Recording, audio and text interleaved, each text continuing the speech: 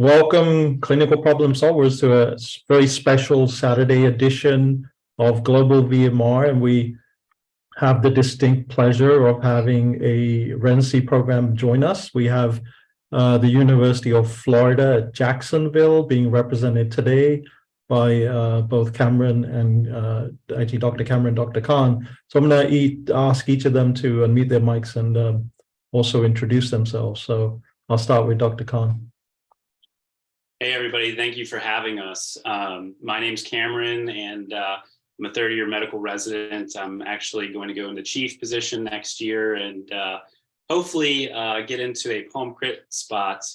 Fortunately or unfortunately for me, I started out in COVID, so had a plethora of exposure to COVID and the critical care setting. So that's kind of my interest. I have now two fur babies, two Bernie Doodles, Bernese Mountain Dog, and a Poodle. So that's kind of what I do outside of residency. And yeah, that's kind of a little bit about me. I have my Jags t-shirt on because they play later today. So go Jags. And hey everyone, I'm Azim. I'm a PGY2 here at University of Florida in Jacksonville. I feel like I'm kind of like a global, or at least a VMR alumnus. I participated in many sessions when I was a fourth-year medical student at Lake Erie College of Osteopathic Medicine, for which Dr. Smith, Travis, was one of my attendings and a great mentor as it related to being exposed and participating amongst fellow educators and learners in the clinical problem solver domain. Not going into chief year. Hopefully this upcoming summer we'll be applying for cardiology fellowship. Yeah, looking forward to hopefully discussing a case today that everyone here finds interesting. I'm also going to ask, Travis is from that surrounding area, and Zim, you mentioned you studied under Travis as well before when you were a medical student. So Travis, can you introduce yourself as well? Hey everybody, I'm Travis Smith. I'm an emergency medicine physician in Jacksonville. I work at St. Vincent's in Flagler. I love teaching medical students. I had the pleasure to have Azim, with me in his third and fourth year. He was great. We named our back ER room the Rathor room. Oh, yeah, I remember that. Yeah, we had a good time. A lot of fun learning, a lot of good cases, and some good memories. And happy that Azim stayed in Jacksonville, and hopefully he stays on and starts working with me at the new medical school. So I'm going to pull you in. Yeah, I know, Travis, you're also a Jaguars fan, so you're pretty stoked for tonight's game, right? Oh yeah, it's going to be a good game. So we'd love to see them move on in the playoffs. They can beat the Chargers for sure. So it'll be a good game. Awesome. So should we start with the case and then do some discussion about the program? Yeah, absolutely. All right. So actually, I just wanted to give a shout out to Azim. So this was actually presented on Grand Rounds recently with our fantastic cardiology department. So we kind of pared it down for this just so we have built-in time for discussion. So the first aliquot we have a 39-year-old male who presented with sudden onset chest pain. He has a past medical history of uncontrolled hypertension, for which he says he doesn't take any medications for. Let me get back. I had a PowerPoint here. Sorry, guys. There we go. He describes the pain as severe tightness, non-radiating, although he does say he has some left-handed numbness, and the duration started about an hour ago. He also admits to some cough and diaphoresis. When asked if he took anything to relieve the pain, he said he took 2 baby aspirins, but didn't really help. And then as far as his family medical history goes, he just says he doesn't know much, but no cardiac events that he knows of.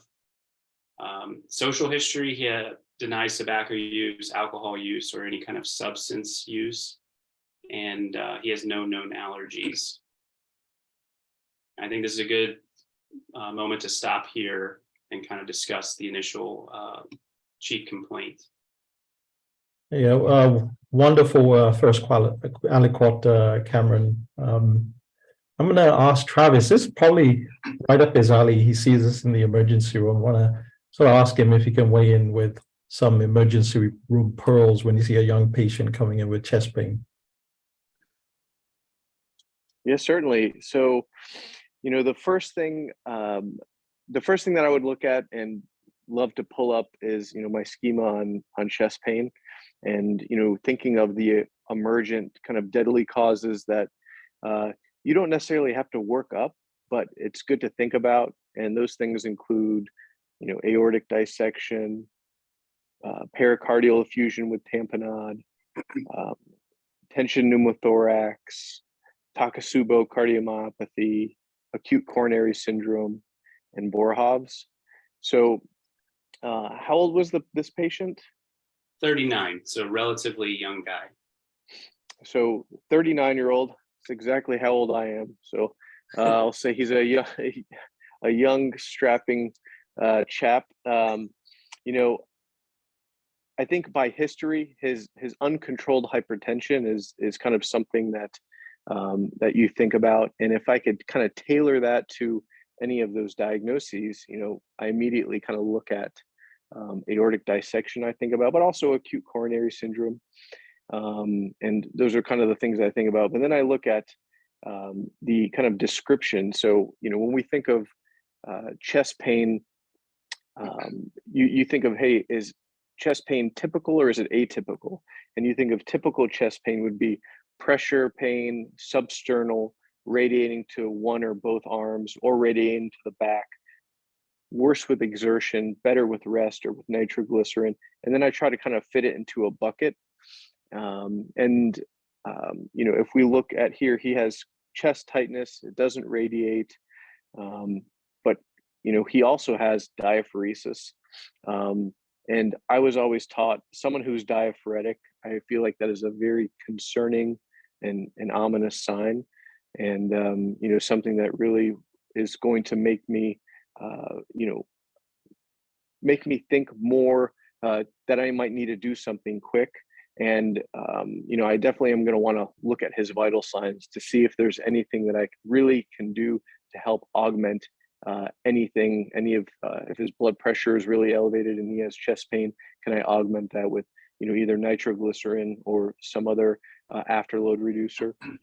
Or maybe he's diaphoretic because he's, febrile. And so, does that kind of open up another door? Is that a pivot point? So I'm going to be looking for some vital signs right now to see if there's any pivot points in this case.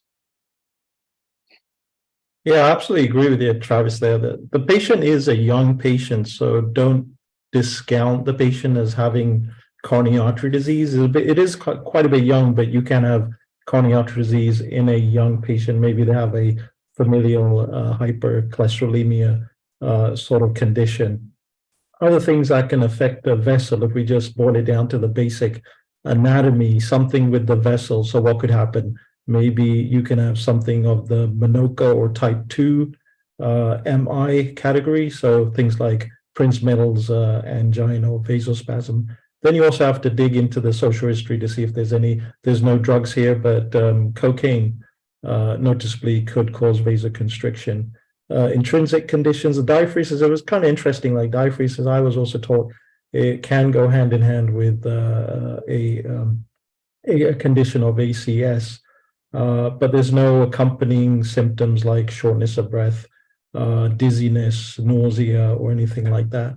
The other area that I tend to look down on or down into is below the diaphragm. So always consider maybe the gallbladder. I did have a case a while back, and a patient was swearing that they had pain in the chest, but it was radiating from the right upper quadrant area, and it was very, very painful. So do look below the diaphragm and namely look at the labs to see if there's any signal within the hepatobiliary system, AST, ALT, ALP, or the bili could direct your attention to that area. So at this point, a young person, definitely don't discredit or discount them as having possible ACS.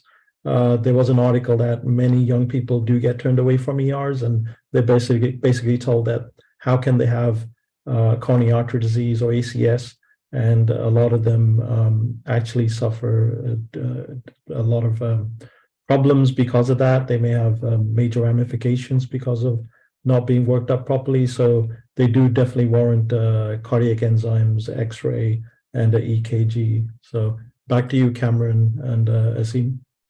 Yeah, perfect. You guys have a good schemata on your website, just to throw out zoster as well, looking for the skin rashes in a young person. But I think everything else is a good differential so far.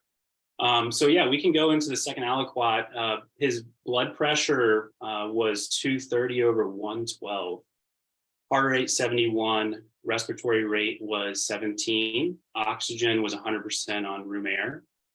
He was afebrile, and his BMI was 31. So, I mean, right off the bat there, we have some other differentials that are starting to appear more high up. But just to kind of go through the physical exam, relatively in mild distress when you looked at the guy. He was a little diaphoretic, sweating on the forehead, moist. As far as the rest of his physical exam, really nothing contributory, mainly focusing on the cardiovascular and pulmonary aspect. He was regular rate rhythm, no murmurs, rubs, or gallops that we could appreciate. Now, the ED is pretty loud, so take that, I guess, with a grain of salt. But no, he had positive S1 and S2. No JDP that was noted when looking externally at the neck. Pulmonary was really unrevealing as well. Cleared auscultation bilaterally. No wheezes, rales, or rhonchi. Now his abdomen, we did auscultate to see if there was any bruits. There was no bruit that we could appreciate. Relatively benign abdominal exam, soft, non-tender, non-distended, bowel sounds present. We did look at the extremities. They were warm, good peripheral pulses, and no pitting edema that we could appreciate as well. And then the skin, we did take off his shirt to take a look at his chest wall. There was no rashes or lesions. So I think this is a good point before we go into diagnostic to kind of see what differentials are appearing more above at all the other ones.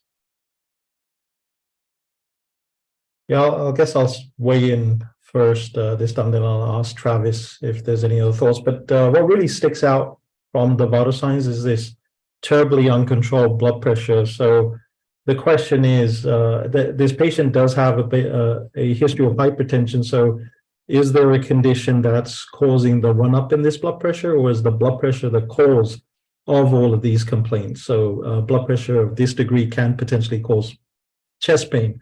Now, facing a patient like this in emergency room, you have to worry about, is there end organ damage? Are we in the domain of malignant hypertension with end organ involvement? So namely, you can have CNS involvement, so strokes, hemorrhagic strokes and things of that nature. You also have to worry about ACS. You also have to worry about aortic dissection. You have to worry about also renal failure. You also have to worry about a potential DIC process.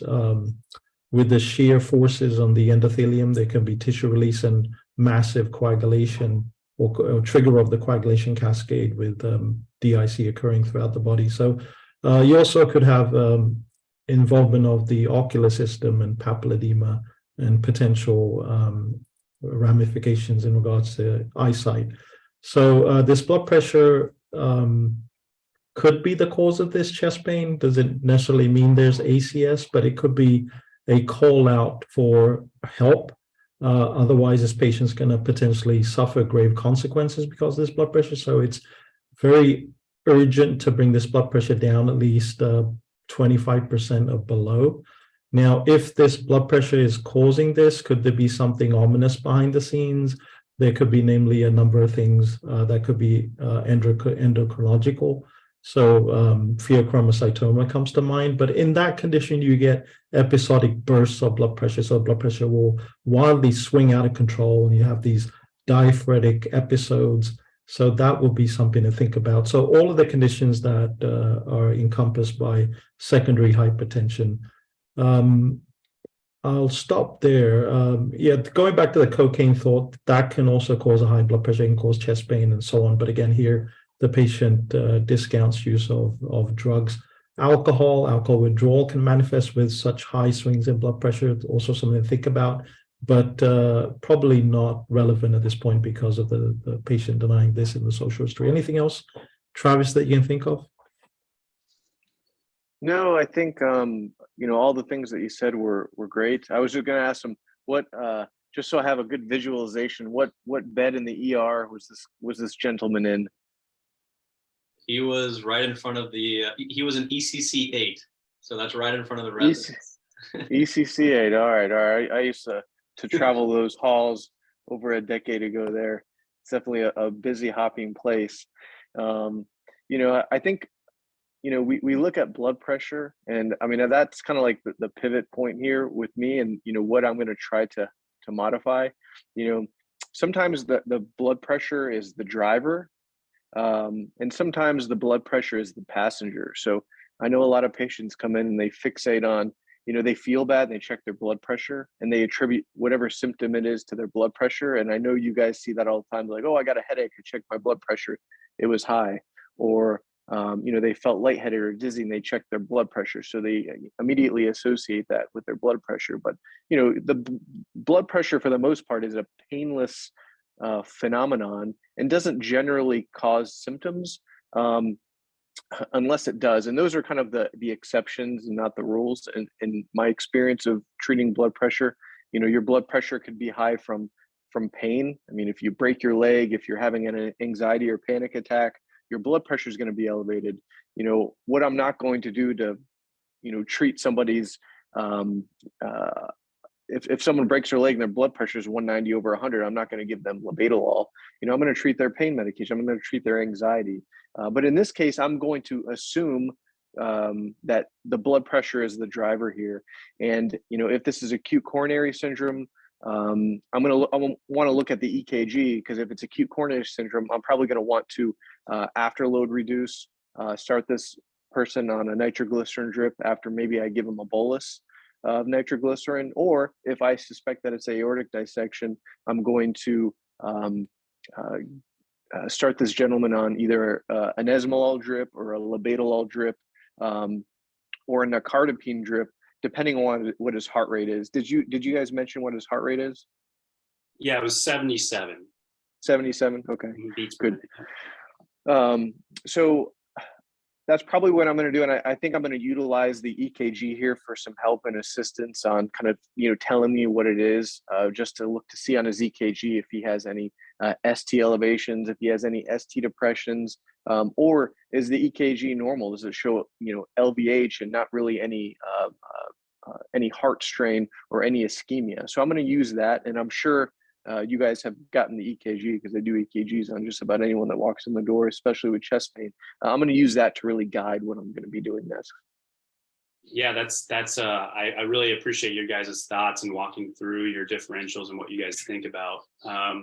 There's a few comments in the chat. So just before we continue, so things were mentioned: pericarditis, myocarditis. He didn't mention anything as far as the pain being increased or decreased with laying back or sitting forward. The blood pressure was not checked in both arms. It probably should have, but not routinely. It's done down in the emergency department, just with it being so busy. But yeah, that's certainly something to look for with when you think of dissection and that sort of thing. All right. So I think this is a good stopping point to kind of go through the EKG like Travis was looking for. So if I can go ahead and share my screen, I will send you the EKG. So share. Okay, perfect. This one, yeah. Can you see the EKG there? Yes. Perfect. So do you want a second to review it, or would you like us to comment on it?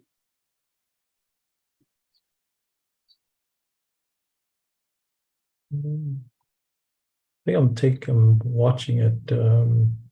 I'm just screening over it. It's very interesting. So it's sort of I'm looking at V1. So there's a bi-Gemini pattern. So this alternating pattern with a right bundle branch block morphology in V1. And with the block, you may get a strain pattern with a T wave. So I really can't decipher the T wave is due to myocardial ischemia. And then there is anything else. So I don't see any electrical demonstration of myocardial injury. But then again, I may be jumping the gun. But what was the read on this then?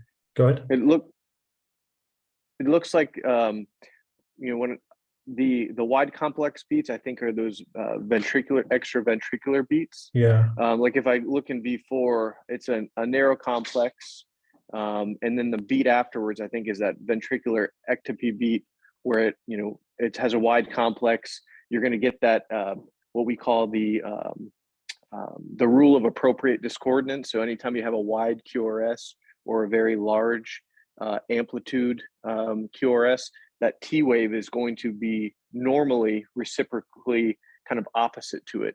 And so you can see that in like, V4 and V5, you're going to have that S wave that's wide and deep, and that T wave is reciprocally positive and wide as well.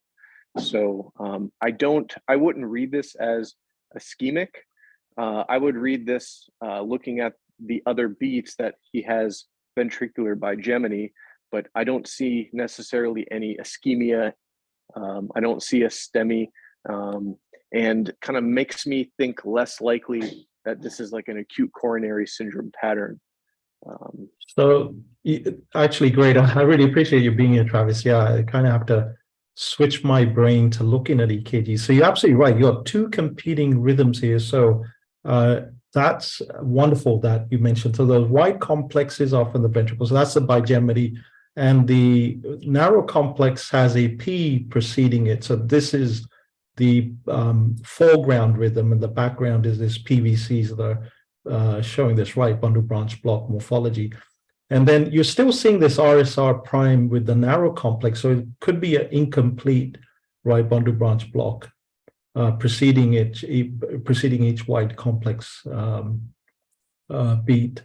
So what I do know is if you have a predominant rhythm like this, and if it does continue for 24 hours or a long period of time, you could potentially develop a cardiomyopathy with frequent PVC. So it's something like if you have greater than 10,000 PVCs over a course of 24 hours, you have to check an echo to make sure the patient hasn't manifested with a cardiomyopathy. So looking at PVCs as frequent as this, you have to bear that in mind if you do see a patient like this. How was our read, Cameron and Azim? It was really on point. You guys were focusing on the right things. I'll let Cameron continue. Yeah, so you guys got the bi-Gemini, PVCs for sure. And then he had the right bundle block morphology there. The other thing to note, and what we've circled here, if you guys can still see the EKG, is this superior axis with these deep S waves. And so that'll become a little bit important later on, but this was helped by the cardiologist who was called down to the emergency department. Could you put the screen back up? I think it changed. Oh, yeah. Did it? Okay. Let's go view it again. Perfect. You see that?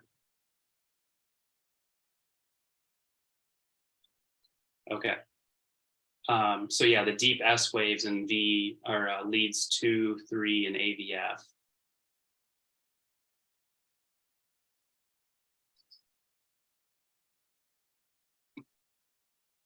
So what would be the, I feel like I know what Travis is going to say, but after the initial EKG, what other initial diagnostics would you want? So this puts in more of a rightward axis with a deep S. So it's a superior axis, which can help potentially localize where the PVCs are originating from.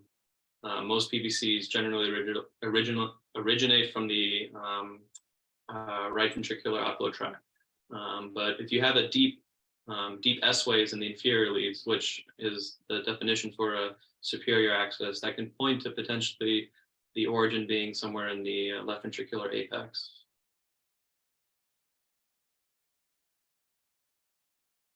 We can go on for some other diagnostic studies if you guys would like. Sure, while we're thinking about it. Okay, perfect. So go ahead, you can drive there. We can stop sharing and just discuss the findings. So they got some routine labs, which Cameron will then next discuss. Yeah, so the labs, basically the CBC was relatively unremarkable, white count of 4, RBC of 5, hemoglobin of 15, MCV of 88, platelets of 235. CMP as well wasn't very contributory from what we were looking at. Sodium of 139, potassium of 4, chloride of 101, CO2 of 27. The BUN was 17, creatinine is 1.25, glucose 132, calcium of 10, and then the total protein 7.5, albumin of 3.9, phos of 4.5, AST, ALT 55 and 20. And they did get an NT pro BNP, which was 382. And I'll throw in the high sensitivity troponins. So those were 32, and at hour 0, at hour 1, it jumped to 490. And then at hour, it was 1080. And the delta was 590 between hours 1 and 3. So during this time, they already went ahead and gave labetalol 10 milligrams. They already loaded the patient with aspirin as well. And they consulted cardiology because of the elevated troponemia and the chest pain. And then the decision was to start nitroglycerin in the meantime, like Travis was mentioning.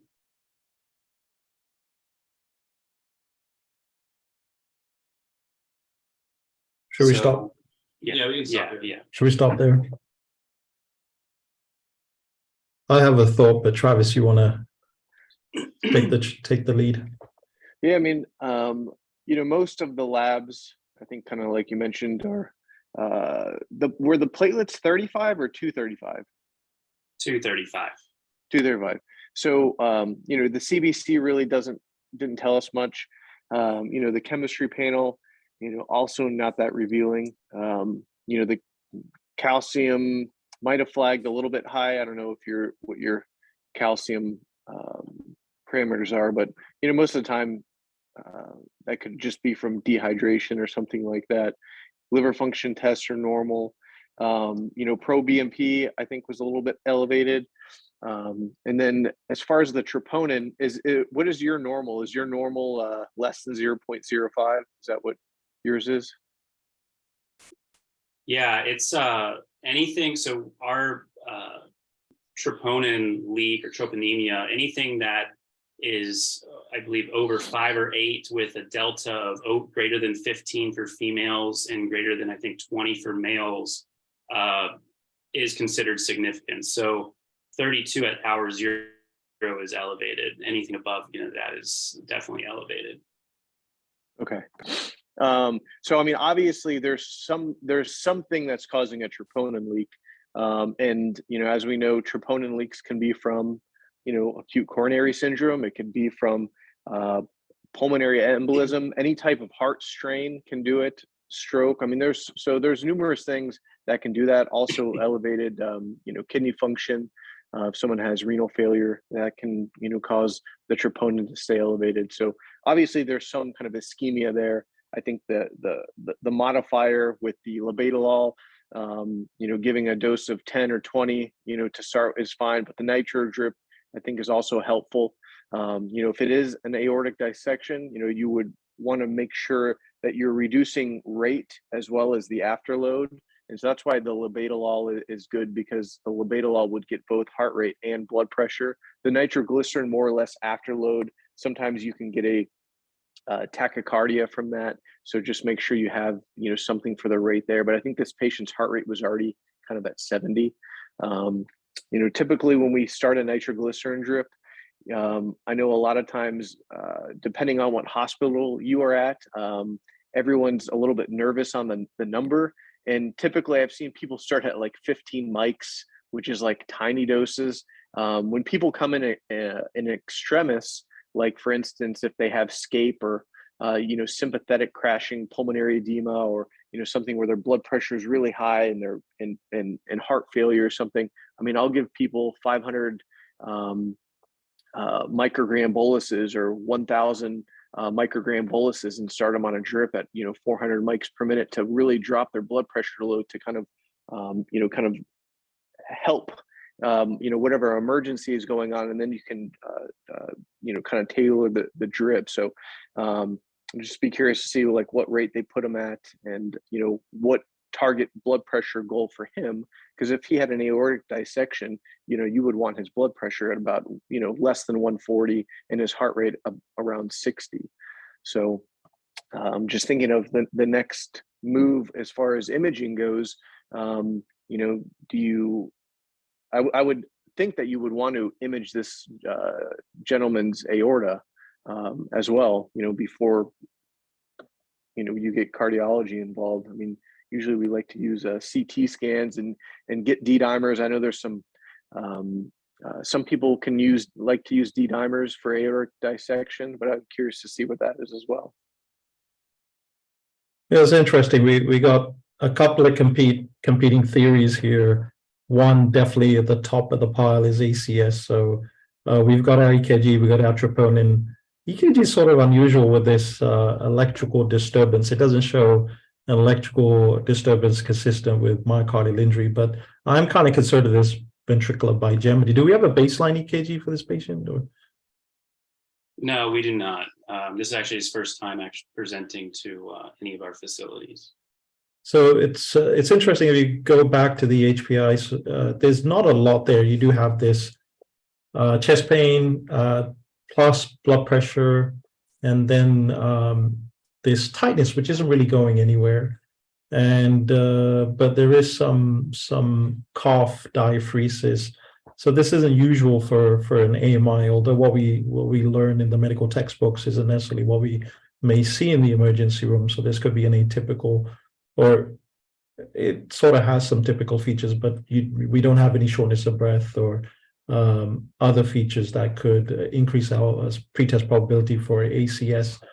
But the blood pressure can cause chest pain. It can cause troponin release. I'm going back to this blood pressure, but again, like Travis had mentioned, is the blood pressure the driver, or is it a passenger? So is it necessarily caused by this chest pain? Pain can be a great driver of uncontrolled blood pressure or any sort of pain, postoperative pain, trauma, or anything like that. But just looking at that EKG with that, I had to look up superior axis. I'm not really familiar with this, but it is, I guess, severe right axis deviation, chest pain, severe right axis deviation. I've had or have been blindsided by massive PE. So that's something that comes to the forefront. So ACS, PE, we've also talked about aortic dissection. Travis has talked about aortic dissection. That definitely is coming into play. So I would do further imaging to see another finding that you might see on EKG, S1Q3T3, not necessarily always seen with a pulmonary embolism, but do look for it. I had a patient with extreme right axis deviation, right bundle branch block formation, S1Q3T3, a right HO enlargement, and that patient had a massive pulmonary embolism. So something to think about. But again, I'm going by experience and not necessarily entertaining all the features of this case, but those would be my competing hypothesis. Which one would I prioritize? Definitely ACS, but I would also work up simultaneously the other two before I would go for like a cardiac cath. Back to you, Azim and Cameron. Yeah, so you guys are, your clinical suspicion is right on the money. So they did order some additional imaging, which we'll share right now, which included both a chest X-ray and a CTA dissection. We'll just share quickly for you guys' benefit. I think you can hopefully see this. Give you just a couple of seconds to kind of digest it, and then we can offer the impression.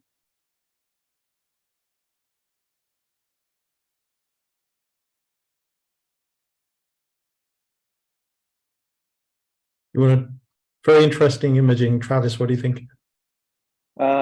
I mean, it looks like he's got a lot of lymphadenopathy.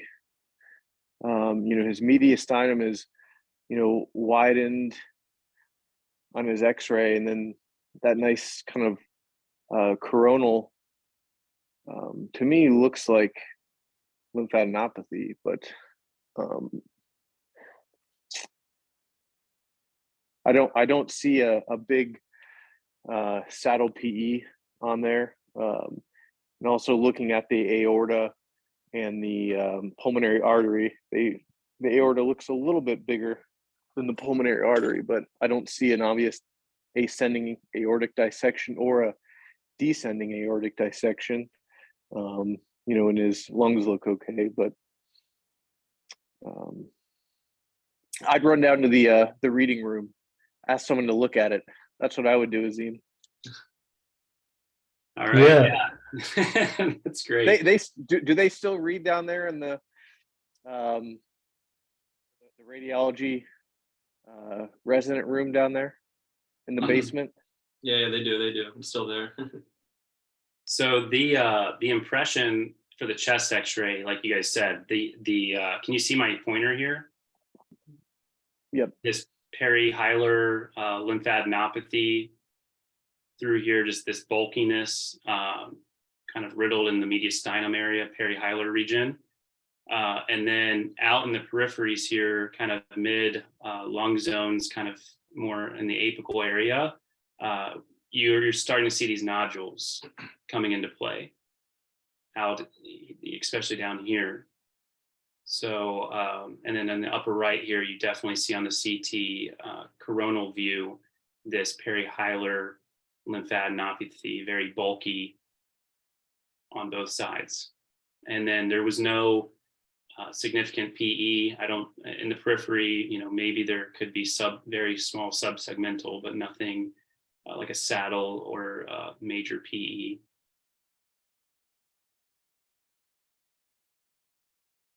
Yeah, so our three theories are sort of out of the window, but this definitely gives us an idea that there's something major going on in the chest. And especially with a young person, you have to start wondering what can cause bilateral hilar lymphadenopathy. Also, there's a number of lymph nodes actually below what we call the AP window as well, the aortopulmonary window, and various other stations, which you can do a transbronchial needle aspiration to decipher what could be in those lymph nodes.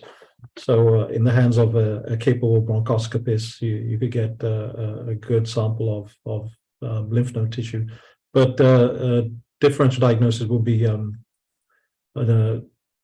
anything from lymphoma, histoplasmosis, sarcoidosis, any sort of other fungal infections. I doubt metastatic lesions to this, but again, from this case, I'm not getting a flavor of a malignancy, so no maybe B-like symptoms, no weight loss or anything of that nature. But somebody has mentioned, Rafa mentioned, yes, sarcoidosis could cause an infiltrative cardiomyopathy or infiltration into the myocardium. But that wouldn't necessarily explain chest pain unless it was pericardial involvement and maybe a pericarditis. Again, on the EKG, we're not seeing the diffuse ST wave pattern and PR depression, which would notably happen with pericarditis. But then again, there could be infiltrative picture here. But those are a few thoughts I had. Anything, Travis?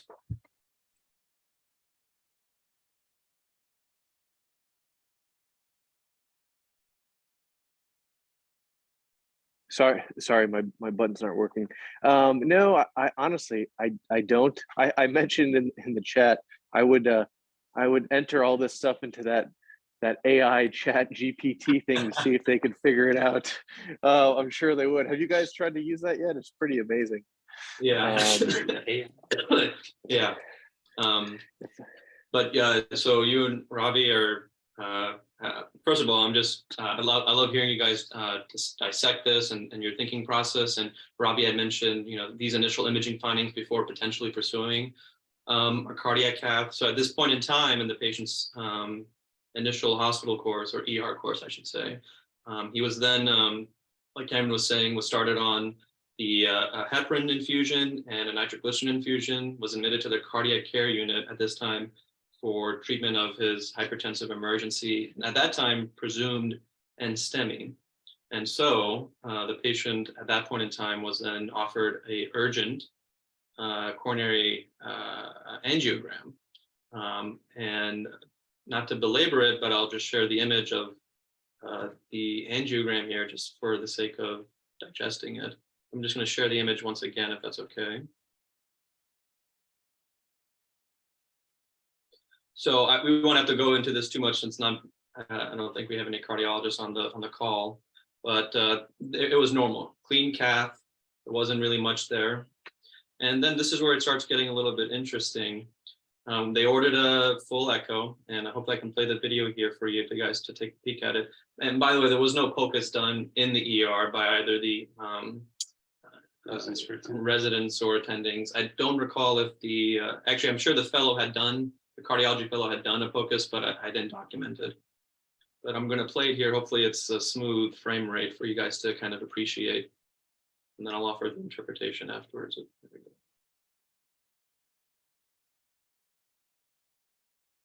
I know Ravi we were just speaking before the case. I'm interested to hear his sort of take on this. And Travis. So this is a 4-chamber apical view for the other listeners. Yeah, a couple of pointers. I'm not seeing this view. I'm not seeing any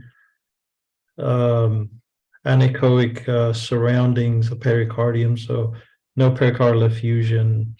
I'm not seeing a massively dilated right ventricle or septal shift or increased right-sided pressures. And again, you mentioned on the CT there may have been small pulmonary embolism, so nothing to suggest a massive pulmonary embolism. But the left ventricle, the ejection fraction, I guess, is not normal.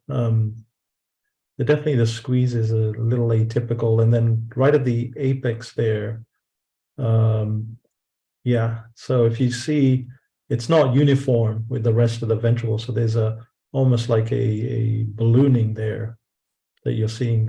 Is it ballooning? Is that right pattern or right terminology? I'm not sure, but there's definitely something unusual there. What do you think, Travis? Somebody also mentioned the septum. Out of my, the septum. It looks a little thickened, but like you said, no effusion. The EF does not look as strong, and when I look and estimate EFs, I like to use a parasternal long axis, and I like looking at the endpoint septal separation. So I would throw that on there to get an estimate of what the EF is. But I also was kind of looking to say, hey, is there apical ballooning there? Is there any like dyskinesis or of the apex of the heart, versus the rest of it? The apex does contract, just not as good. I probably would have to defer it if it's, subtly there or not. And that would be concerning for, a Takotsubo cardiomyopathy, I think. And a lot of times too, they're able to tell that on the heart cath too. You can see it a lot cleaner when you can see the contrast actually ejecting out. So I didn't know if they mentioned anything on the heart cath for that, but I just want to mention, Umaima put in the chat, there's a hypertrophy of the septum. The septum kind of does look unusual. That if they like measure for Hokum, but the left ventricle on the other side doesn't look unusually large, right, or thickened. So I don't know, the septum could be unusual, but I'll ask Azim and Cameron for the official reading. Before I go to the next one, I mean, just that was wonderful. Ravi, you hit it right on the nail. There was a mid-distal septal hypokinesis noted at the apex. And to kind of refer back to the initial EKG, which had shown those PVCs in the superior axis, that the EKG findings correlate to the location in the echo where there's a hypokinesis at the left ventricle apex, as we initially described. So now you're having the EKG findings correlate with this echo findings. You were right, the ejection fraction was about 45 to 50%, but not anything worse than that. I don't recall anything specific about the septal wall being more hypertrophic, but there wasn't a concern for like systolic anterior motion or any kind of obstruction to the LVOT. But just a wonderful breakdown from both of you. And the coronaries, when they were doing the CT angiogram, they didn't see any vasospasms, which I know Prinz metal was kind of on our differential at some point. But that is one thing that you'll see on a CT coronary is or angiogram, sorry, if there's going to be vasospasm or not. So that kind of ruled that out. Mm-hmm. So I'm going to share the next aliquot, and then we can go back to the whiteboard for hopefully another interesting discussion. So on day 3 of the admission in the CCU, as there was an interesting abnormality, arrhythmia noted on telemetry. I'd like to share this again for the audience.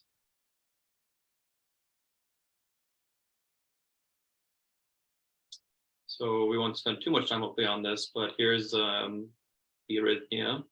I have the impression on the next slide. I want to let the audience members take a crack at it. Just a few seconds here to take a look. So I don't know if Ravi or Travis wanted to opine, or I should just offer the.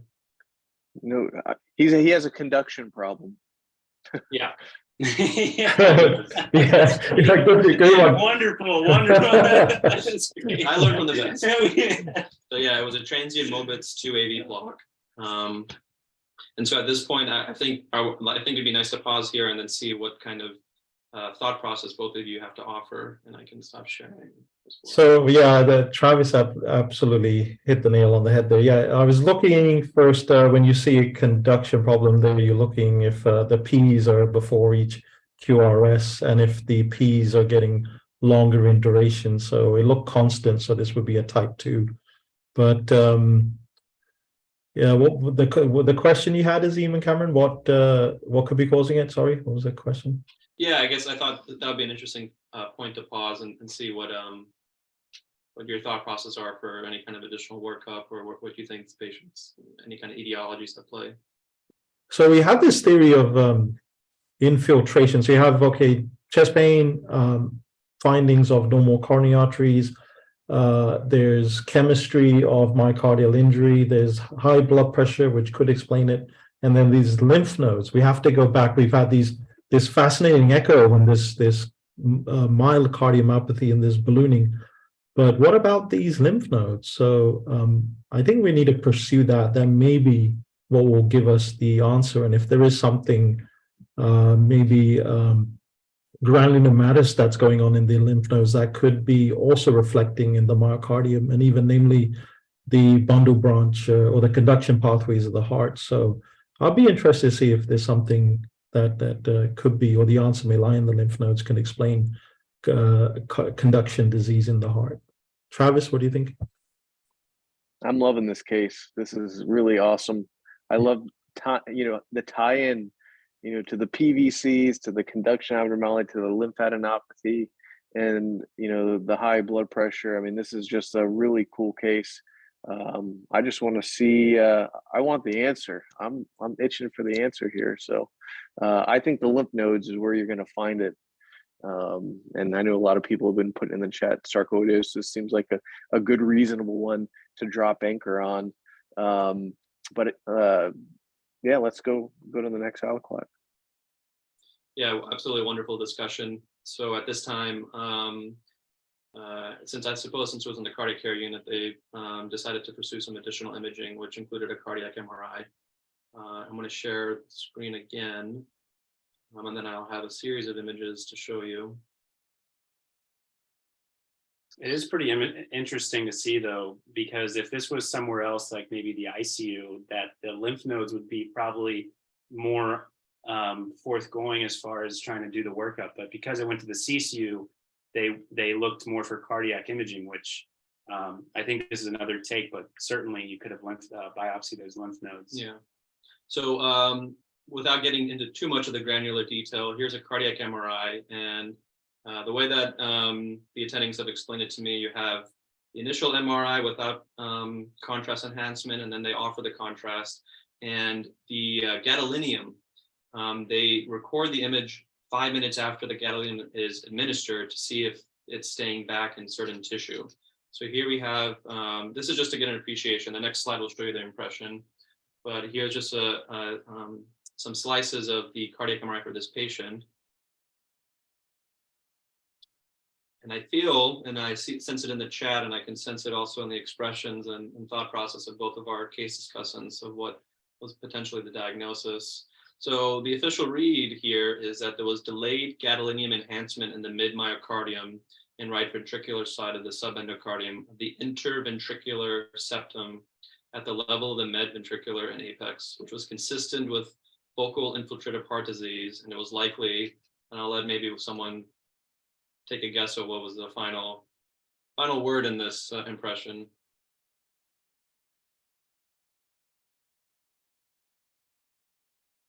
Yeah, I was going to suggest sarcoidosis with the lungs. And so the imaging was consistent with cardiac sarcoidosis, but to follow it up, as kind of Cameron was alluding to, they did end up consulting pulmonology and they performed a biopsy. And here are the findings. So it did show, and this is just very classic textbook, you'll see it in step 1, step 2, and in real life. There was presence of multinucleated cells with lymphocytes and macrophages and these granulomas, and collectively this proved that there was an extra, or there was lung sarcoid present as well. So kind of driving home this hospital course, I'm going to finish it up here in the next slide. And actually, I guess I can just talk about this, and our scribe can continue writing for everyone to enjoy. So the patient did have a high degree AV block, which was at transient Mobitz type 2. And he was started on prednisone, 40 milligrams.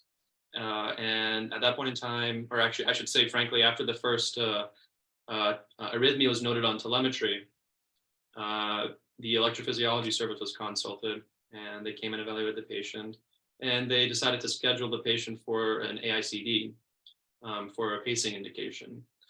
However, the day of the, and that was on day 5 when they were planning to do the procedure. But between day 3 and day 5, after starting the prednisone, the patient didn't have any more arrhythmias noted on telemetry. And I should say at that point as well, the patient was asymptomatic. His chest pain had resolved. He wasn't short of breath. His hypertension had become controlled. But the patient, after long discussion, and I would say through shared decision-making with all the subspecialists, had decided to pursue conservative management just with the immunosuppressant, the prednisone, which the consultants were okay with that because at that point in time, there weren't any further arrhythmias noted, and the patient had agreed to kind of follow up strictly on an outpatient basis. So on day 5 of the patient's admission, the patient was discharged with a Holter monitor and with strict follow-up with both pulmonology, cardiology, and ophthalmology, because of course, as we know, sarcoid can have ocular manifestations. And so that was kind of the conclusion of this patient's hospital course. And kind of leave it now for Ravi and Travis to offer any clarifying questions or thoughts about this case, which I hope was kind of an interesting journey for this patient and for us. Yeah, I was just want to say it's such a great case. You have me at the edge of my seat, and I just love bringing in the EKGs, and then it just added another layer, the echo, the cardiac MRI, the X-ray. So it added an extra step and allowed us to think. And I think for a lot of us here, it really gave us some teaching in rhythm interpretation, and also I'm not used to looking at cardiac MRIs, but that was great. So I really appreciate you bringing this case. It's just a wonderful demonstration of the level of education in your program, and you get to present such great cases and see such wide range of pathologies. And I know Azim is interested in cardiology, so this is a great case to learn and put in your repertoire of cases and experience, build your experience to be ready for cardiac fellowship. I just want to ask, somebody mentioned also amyloidosis. We had a case of amyloidosis yesterday, and we talked about cardiac amyloidosis, and we do a cardiac MRI. What would be the difference between this, like cardiac sarcoidosis that we just saw, and then amyloidosis on MRI? Gosh, on MRI, I'll admit that's kind of a blind spot for me. I thought you were going to ask perhaps on echo findings, and at least I know for cardiac amyloid on echo findings, there's usually, there's both speckled pattern, but you'll see very thick biventricular enlargement. Actually, that is a blind spot for what would it be on the cardiac MRI. I'm sure there's a component of late gadolinium enhancement. I just don't know beyond that. Yeah, that's kind of a limit of my knowledge, but I definitely will look that up. Yeah, and you're absolutely right about that starry sky pattern that some Ask people me in use. 5 years, and maybe I can answer it. Yeah, we'll have you back on with another challenging case. But yeah, really well presented. I really love this case. I learned something. I learned so much from this case today. Really appreciate you bringing this. Travis, any reflections? Yeah, I'm expecting to see this written up as a human DX case. So I'll be waiting the email for that. And I loved, my favorite part of the case was correlating the EKG findings, that the superior axis, those PVCs to the echo, and seeing that. I thought that was really cool, just to see the translation for that. But also the diagnosis. I mean, a rare diagnosis, but it got you thinking. We went through the case, and you guys presented it well. So thank you so much. Yeah, thank you for having us. If we have a few minutes, I'd love to speak about our program and wrap things up. If there's any other questions, certainly let us know. But I'd like to share this. I made just a brief couple of slides here, just to kind of tell us what we're all about here at UF. All right, so this is our campus here. We're predominantly in this building here, but you can see it's a pretty large campus. And I just wanted to say a few highlights of our program.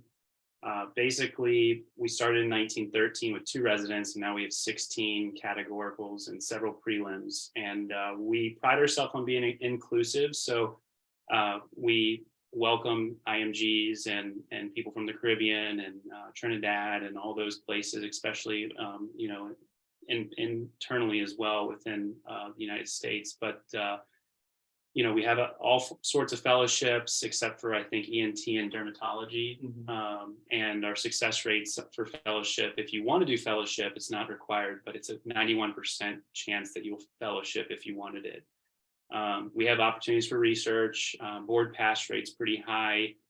We do have ultrasound curriculum. So we do bedside focus with butterflies, as well as some GE equipment, and then simulation lab. And we do protected learning time. So your morning reports, which is very similar to what we did here today. And then we do social events. And these were just some of our social events that we had. And I think this is the takeaway from our program, is we enjoy having fun.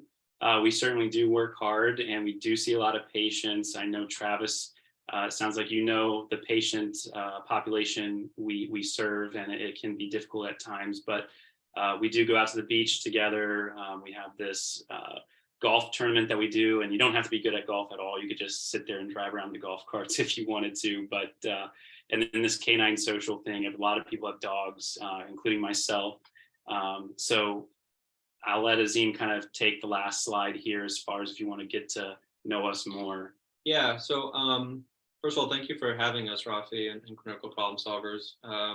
We were reviewing a lot of the other programs and watching their cases, which were fantastic. A lot of high pedigree programs. I think University of Florida in Jacksonville is a program that I'd hope people consider applying to.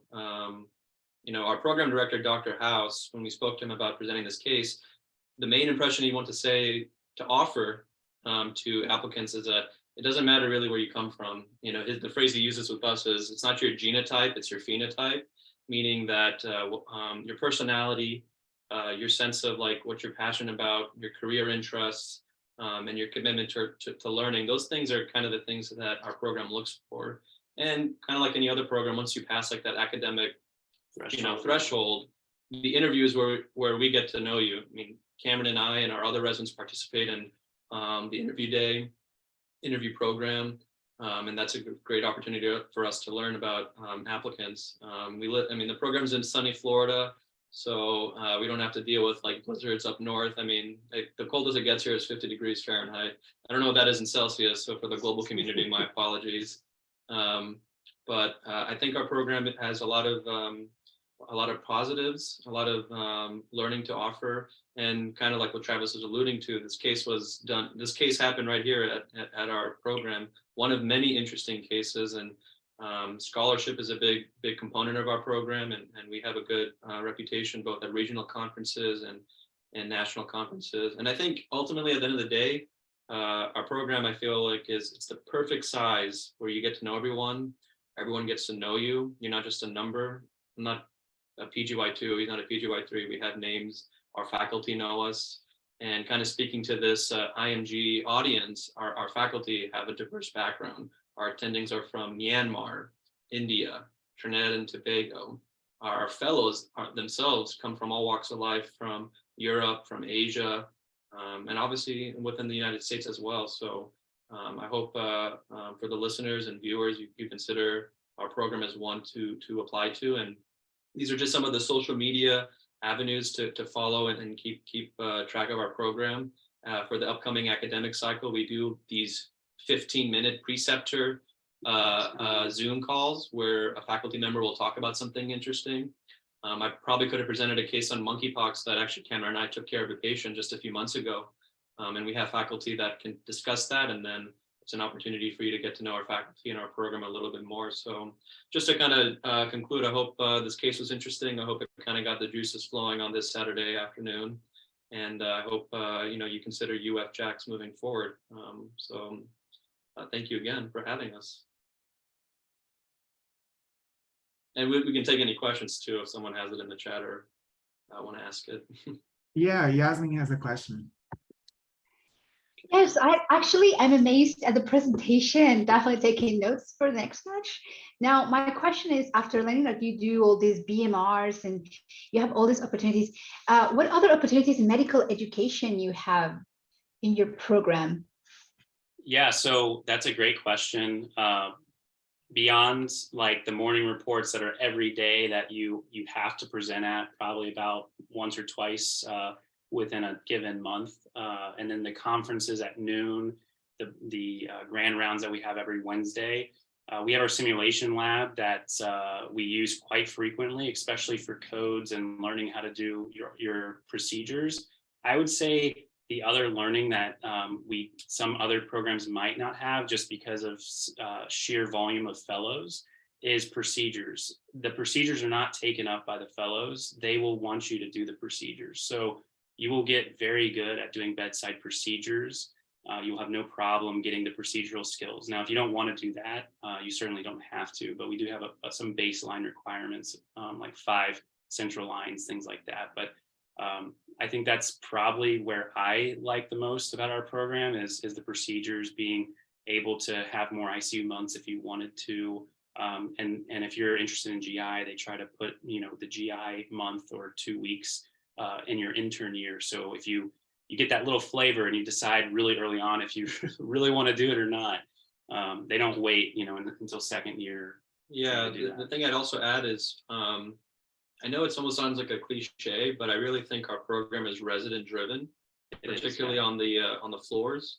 When we have medical students come part of our team, they're not just there to write a note and then sit in the corner. They're an active part of the team. Our attendings listen to them. They want to hear their thought process. And now that I'm a senior at PGY2, when I was on a floor month, I relied on the medical student for their insight. they were a team member that I respected. And so in terms of medical education, that's an opportunity for medical mentorship for the medical students that rotate with us. And since we are part of University of Florida, the main campus is in Gainesville, which is like the main tertiary academic center. But those medical students rotate at our community hospital as well here in Jacksonville. And we often hear back from them that they feel like they get a lot more autonomy and hands-on experience at our facility, at our group than in Gainesville. And part of like what Cameron was alluding to, I think there's just also there's less hands in the cookie jar, so to speak. So that's an opportunity for the medical students to have a role as well.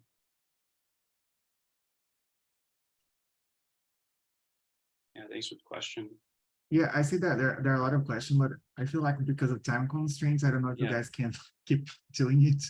So maybe we can answer. There are questions that are really simple to answer, like what is the class size and how often do you get feedback on your performance?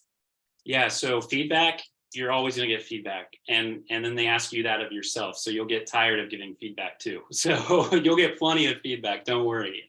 As far as IMGs, I don't know about the rotation. I think you have to pay some money to get into a rotation here, but it is possible. We have somebody right now who knows an endocrinologist here who they got in touch with our program, and she's here. And she's not applied yet. I think she's applying next cycle. And she was from Middle East, I think. Yeah, exactly. So it is, there's opportunities. I think it's just, you have to look for them, message us, and I think we can get you those opportunities.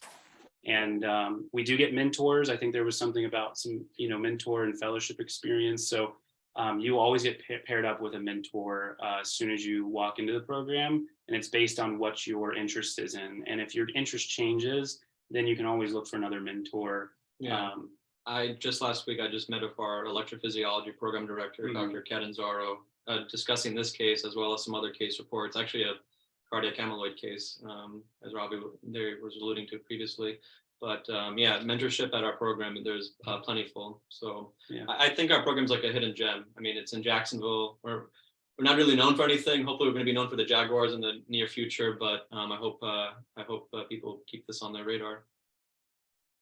Yeah. So maybe just one last question. There are a lot of people that just finished their interviews, myself included, and their ranking list is next month. So what made you guys choose like the program when like rank higher compared to the others? Because I feel like there's a lot of overlap between programs, but there's something unique and different about the program that made you rank right here. And I wonder what that was for you. So I'm born and raised here in Jacksonville. I'm a local kid. So he's biased. No. And I did my clinical rotations of Travis here in Jacksonville amongst the community hospitals. And when I told people that I had interviewed and then later matched at UF Jacksonville, hearing attendings talk about my program, that was all the affirmation I needed to know that I was going to a good place. People would always say to me, oh, that you're going to get great training there. Oh, I remember when I was an intern there, a resident there, I saw so many interesting cases. I had some people tell me that their residency exposure was so much more engrossing than wherever they went for fellowship because of just how much they saw.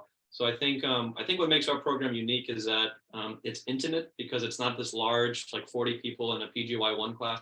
It's 16 with some prelims. You get to know everyone on a first name basis. Your attendings get to know you on a first name basis.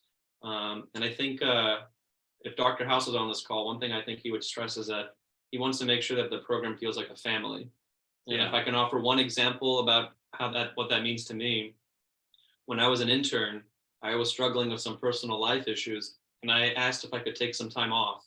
And Dr. House and the faculty leadership 100% was supportive and allowed me to kind of take a step back and kind of recalibrate myself. And then I returned to the program after some time off, and I just hit the ground running. And he was so wonderful during that time, checking in on me. Yeah. That, I think, is the essence of what this program is. They care about you. Dr. House cares about his residents. He will talk about residents that had graduated like 6 years ago as if he just saw them like the day before. And I think that kind of feeling, that kind of culture, in my mind, I feel like it's a rarity. You don't really find that at a lot of programs. So if you want a kind of a family vibe, family culture, I think our program is one that can offer that. Yeah, and you're going to hear that from other programs too. But for me, it's autonomy is trying to get the efficiency of, if you wanted to go as a hospitalist, seeing up to 10 patients like ACGME, that's your cap, and really trying to get the efficiency and also the confidence to place orders, not always having to discuss it with your attending before you place an order. They want you to place orders. They want you to talk to the consultants and then talk about it on rounds. And if you did make a mistake, you're gonna learn about it. So I'm more of that kind of learner where I have to do it and then learn from those mistakes. And they're very much like that. So the autonomy for me is huge. And I think going to these interviews, ask about patient autonomy. And you're going to see that some programs you can't order a Tylenol without telling your attending. And usually it's your senior as an intern that's putting in the Tylenol order. That's not the case here at UF. Okay, I think we'll bring it to a close, but I just want to mention Azim and Cameron, you are just truly wonderful ambassadors of your program. This truly is and sounds like a gem of a program. And for the audience, they named a few things: resident autonomy, the culture is built from the ground up, starting with the students. The students are integrated into the program and truly valued. And then the independence, namely Azim, you touched a great point there, that when you were going through troubles, you truly were valued and given time off. That really does speak volumes about the strength and the warmth of the program, and truly it's encouraging to hear that programs are thinking about their residents in this way. So for everybody that's on the Zoom today, definitely think about this program and consider this program strongly. It has a very strong culture and vibe, and is all welcoming or truly integrating all of its residents, interns and students as well. So thank you, Azim and Cameron, for coming on today. And also the case was fantastic. My mind was truly blown. I'm going to be thinking about this for today. Thank you guys for having us. We really appreciate it. Thank you, everybody. Take care. Go Jaguars. Good luck.